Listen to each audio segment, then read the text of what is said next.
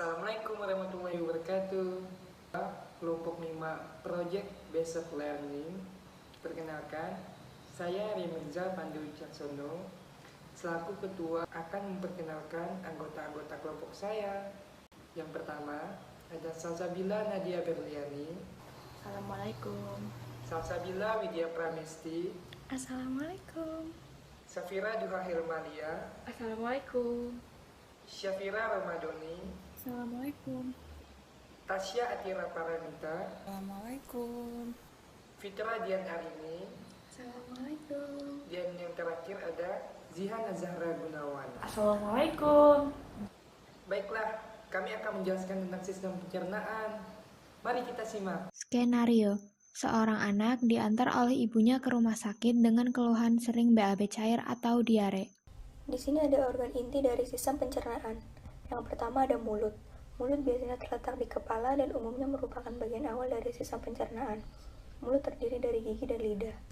Selanjutnya makanan dari mulut ini dialirkan ke esofagus atau kerongkongan yang merupakan tabung berotot pada vertebrata yang dilalui sewaktu makanan mengalir dari bagian mulut kemudian ke lambung. Lambung sendiri adalah organ berbentuk kantung menyerupai huruf C yang terletak di bagian atas perut. Organ pencernaan satu ini dipenuhi oleh otot dan pembuluh darah. Ukuran lambung dapat berubah bentuk mengikuti postur manusia dan seberapa banyak makanan yang ada di dalam lambung pada saat makan. Dari lambung, makanan akan menuju usus halus. Usus halus adalah bagian dari saluran pencernaan yang terletak di dasar lambung dan usus besar. Kemudian organ selanjutnya adalah usus besar atau kolon. Dalam anatomi adalah bagian usus antara usus buntu dan rektum. Yang terakhir adalah anus atau dubur adalah sebuah bukaan dari rektum ke lingkungan luar tubuh terletak di bagian tengah bokong. Selain ada organ inti dari sistem pencernaan, juga terdapat organ aksesoris. Yang pertama itu ada pankreas. Pankreas terletak pada kuadran kiri atas abdomen atau perut, dan bagian kaput atau kepalanya menempel pada organ duodenum.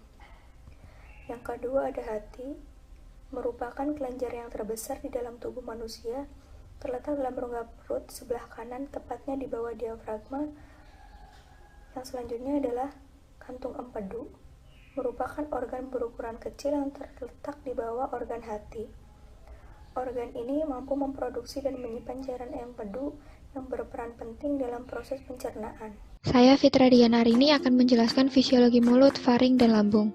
Makanan yang masuk ke mulut mula-mula akan dikunyah oleh gigi hingga menjadi partikel-partikel yang lebih kecil. Kemudian, kelenjar ludah atau saliva akan membantu membasahi makanan agar menjadi lebih lembut. Peran lidah juga sangat penting untuk mendorong makanan agar menuju ke tenggorokan.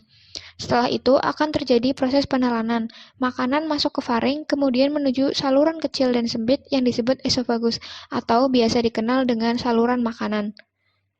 Otot-otot yang ada di dinding esofagus akan meremas dan melemas secara bersamaan. Proses ini disebut dengan proses peristaltis yang menggerakkan makanan menuju sistem pencernaan.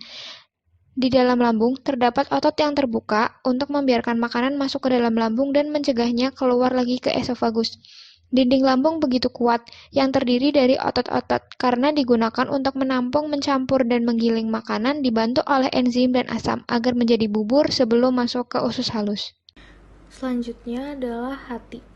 Hati merupakan kelenjar terbesar di dalam tubuh manusia. Hati memiliki fungsi yaitu membantu pencernaan lemak oleh asam empedu, mendetoksifikasi racun, pemberian warna pada feses dan urin oleh bilirubin, mengatur sirkulasi hormon, serta mengatur komposisi darah yang mengandung lemak, glukosa, protein, dan zat lainnya. Selanjutnya adalah pankreas.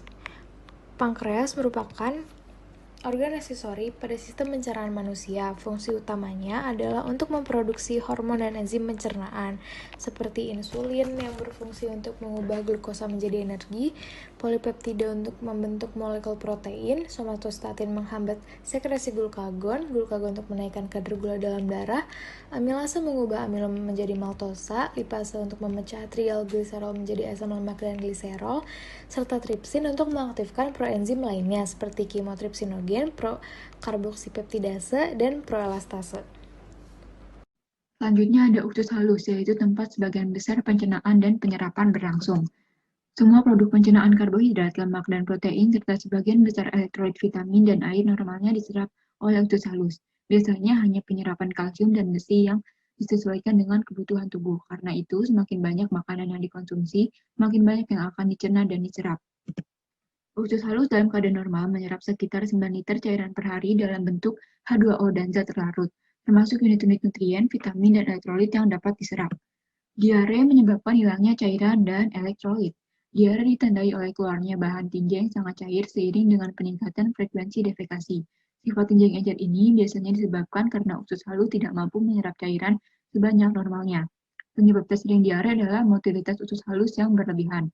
Lalu juga diare dapat terjadi ketika partikel-partikel osmotik aktif terdapat dalam jumlah berlebihan. Lalu toksin bakteri Vibrio cholera dan mikroorganisme tertentu lainnya mendorong sekresi cairan dalam jumlah berlebihan oleh mukosa usus halus sehingga terjadi diare hebat. Selanjutnya ada usus besar. Usus besar terutama adalah organ pengering dan penyimpan. Fungsi utama usus besar adalah untuk menyimpan tinja sebelum defekasi. Akan terjadi konstipasi jika tinja terlalu kering. Jika defekasi ditunda terlalu lama, dapat terjadi konstipasi. Ketika isi kolon tertahan lebih lama daripada normal, H2O yang diserap dari tinja meningkat, sehingga tinja menjadi kering dan keras. Variasi normal frekuensi defekasi di antara individu berkisar dari setiap makan hingga sekali seminggu. Gejala-gejala konstipasi mencakup rasa tidak nyaman di abdomen, nyeri kepala tumpul, hilangnya nafsu makan yang kadang disertai mual dan depresi mental. Usus besar menyerap garam dan air dan mengubah isi lumer menjadi feses. Bagian penyerapan berlangsung di dalam kolon, tetapi dengan tingkatan yang lebih rendah daripada di usus halus. Jika motilitas usus halus yang tinggi menyebabkan isi usus cepat masuk ke kolon sebelum absorpsi nutrien tuntas, kolon tidak dapat menyerap sebagian besar bahan ini dan akan keluar dalam diare.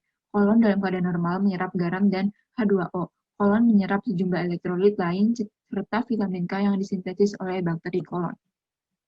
Fungsi utama usus besar adalah menyerap air yang berada di dalam feses. Itulah mengapa apabila usus besar tidak dapat bekerja dengan baik, maka terjadilah diare. Apa penyebab diare? Karena adanya virus yang masuk, serta adanya makanan-makanan yang kurang higienis yang kita makan, sehingga menyebabkan terjadinya diare dalam tubuh kita. Selain karena faktor terkontaminasinya makanan, ada pula faktor karena adanya penyakit usus, dan yang ketiga adanya faktor karena infeksi virus atau bakteri. Dari beberapa penyebab diare tadi, bisa kita simpulkan bahwa ada kaitannya dengan permasalahan pada sistem pencernaan. Sekian dari kelompok kami, terima kasih. Wassalamualaikum warahmatullahi wabarakatuh.